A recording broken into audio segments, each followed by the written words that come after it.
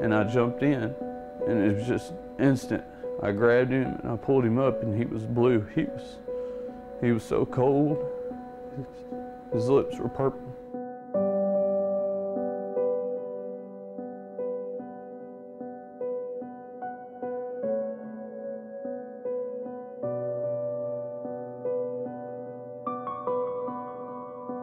Things looked pretty hopeless.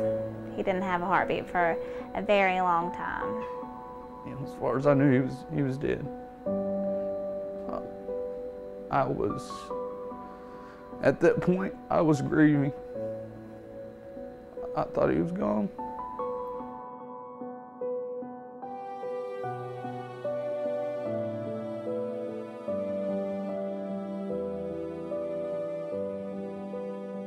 When they brought him in,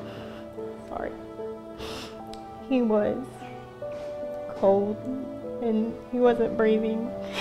Without artificially breathing and CPR for him, he was essentially dead. Immediately we had to get an airway established so that we could ventilate him, and CPR was initiated.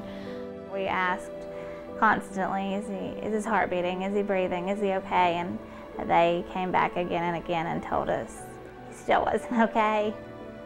We just continued to do CPR, and we did a lot of suctioning to try to get rid of all the fluid that was in his lungs.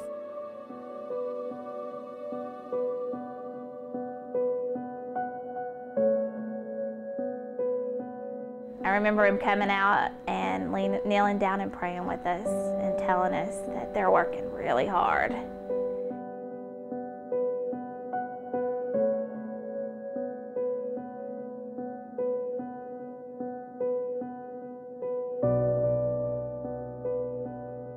I just thought of it as it being my son on that table, seeing as I have a 2-year-old, and I wasn't gonna stop. They just weren't willing to give up, and they had faith even when I was getting a little bit shaky in my faith. They wanted to keep going. And I asked them several times, you know, do y'all want to keep going here? And they said, yeah. I said, okay, I do too. We continued resuscitating him for 15 more minutes, and I felt a pulse. The child started moving his hands. His eyes went from fixed and dilated. The pupils started being reactive. A few more minutes and he was even, you know, breathing a little bit on his own. I can't explain that medically. We basically all just broke down in tears. It was like a miracle. We didn't think we were going to get him back. God answered our prayers and his heart started beating again.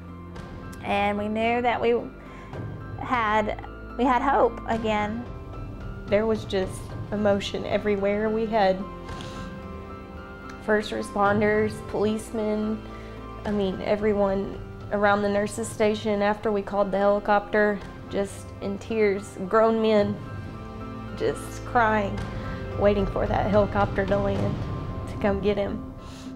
I've always said that, that we don't save lives, we just give God a little time to change his mind.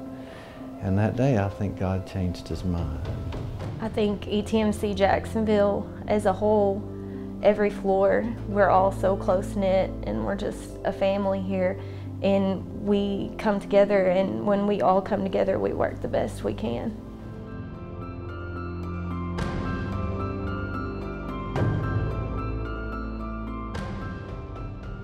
Time will tell us what his prognosis is, and we're going to keep praying and believing that God's going to keep answering our prayers.